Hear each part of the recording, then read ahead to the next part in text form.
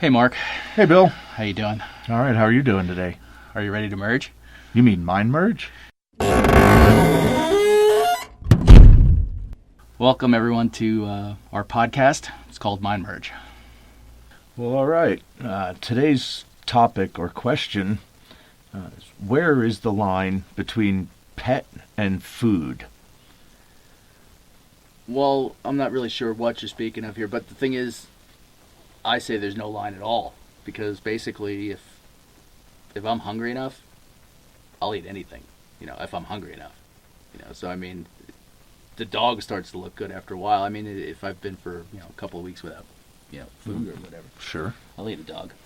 Why not? I'll eat a squirrel. I'll eat a fucking chipmunk. You have to catch it first. Yeah, definitely. I'll eat my boot sole if, if you can make it taste good. But if you were raising an animal, for instance. Like a cow? And pig, a sheep. cow, a pig, a sheep, a goat, or anything.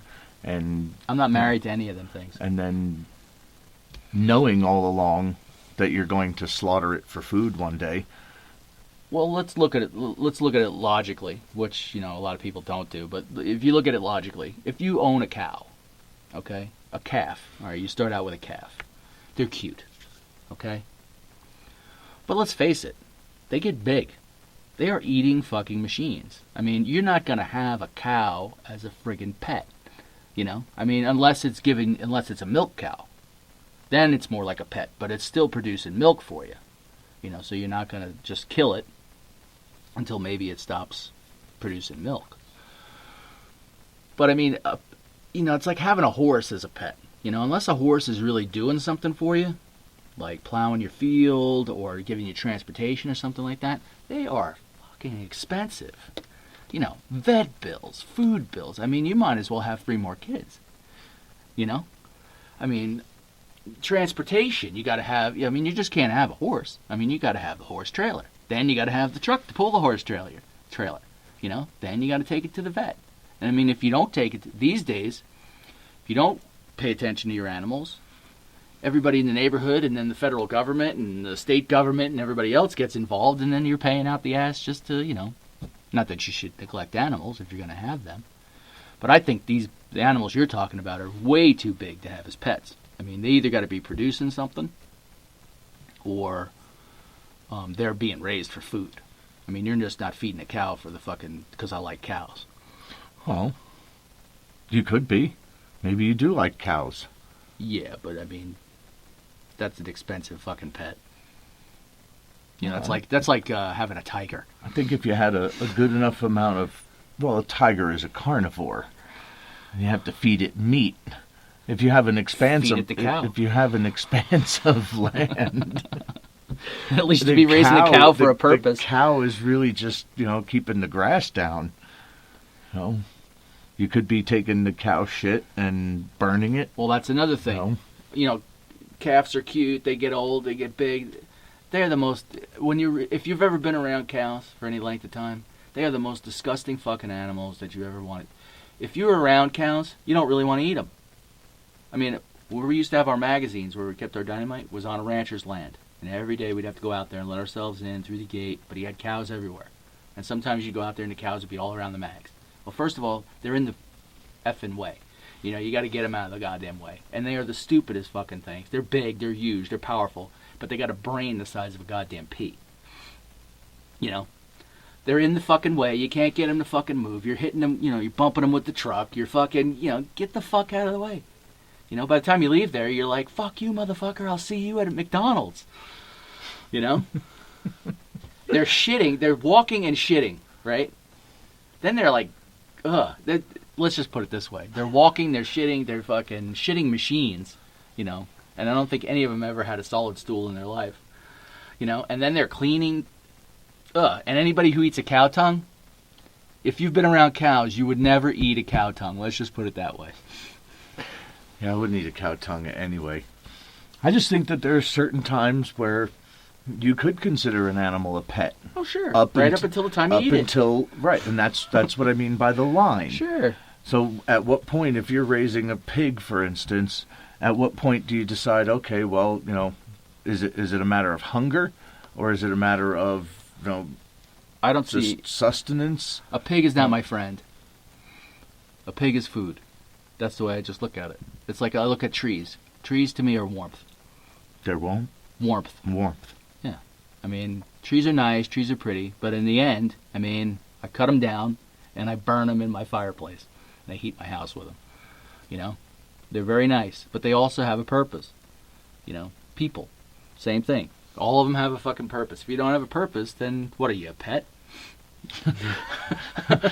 New topic. No, I don't think there's any reason to have animals unless they're, you know, in this is the only country probably in the world that considers a dog a pet. You know, most countries that have dogs in a family unit, the dog is either carrying something, like those those Australian sheep herder dogs, you know, they're herding sheep, in other countries like I'm trying to think of what's that, Mongolia.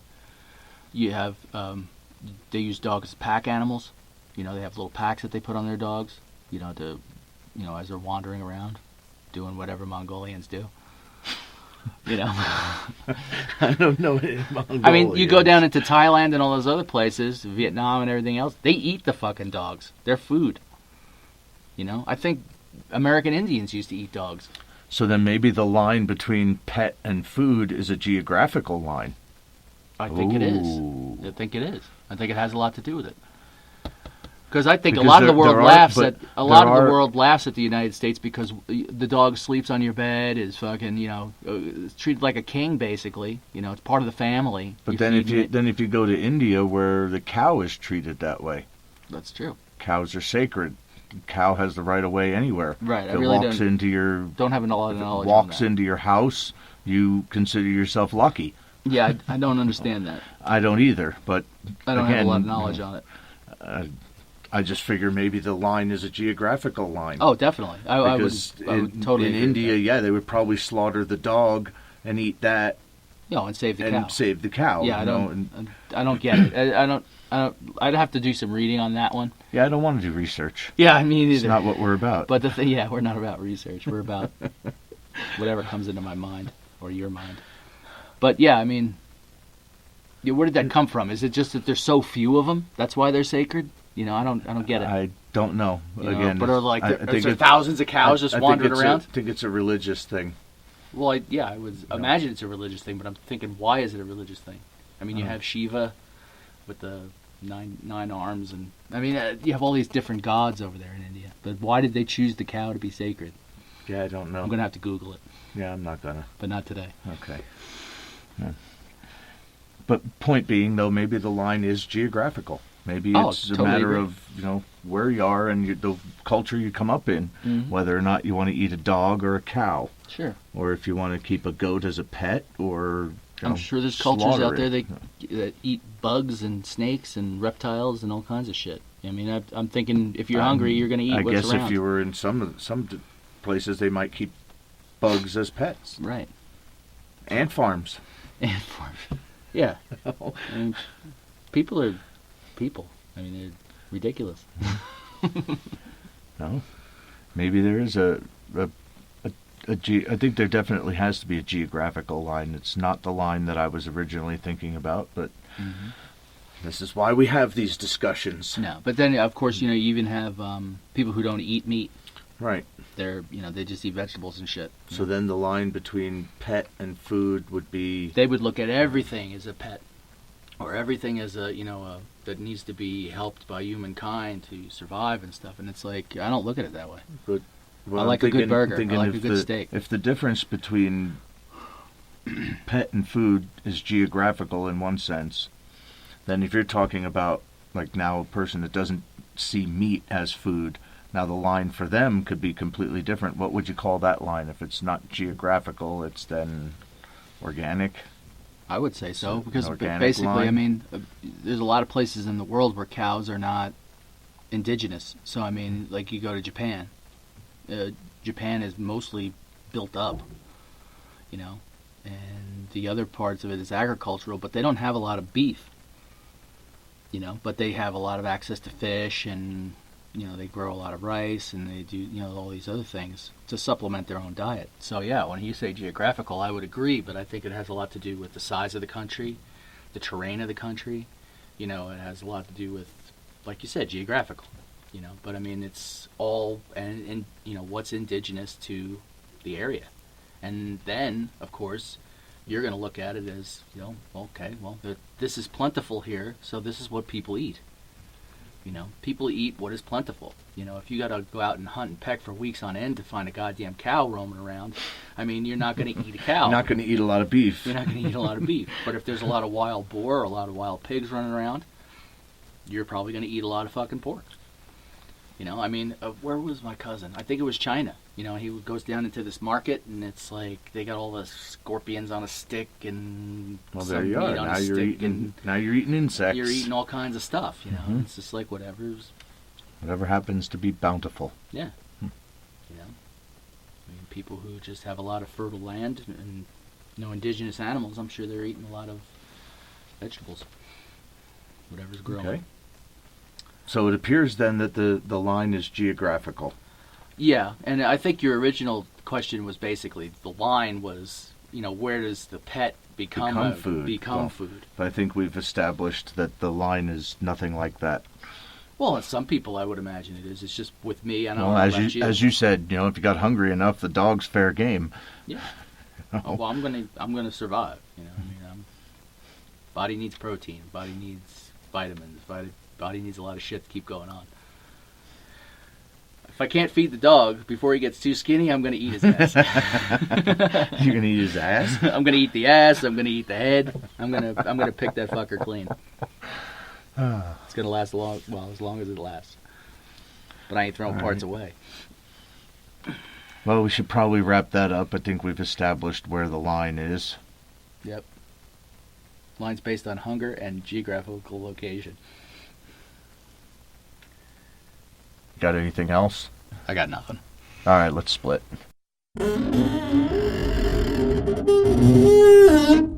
you got any questions, comments, show topics, want to be a guest, suggestions, want to be a guest, feel free to shoot us an email at feedback@mindmergepodcast.com. Visit our website and you can get show notes and things like that. That's mindmergepodcast.com. Until the next time, hey. We'll keep thinking.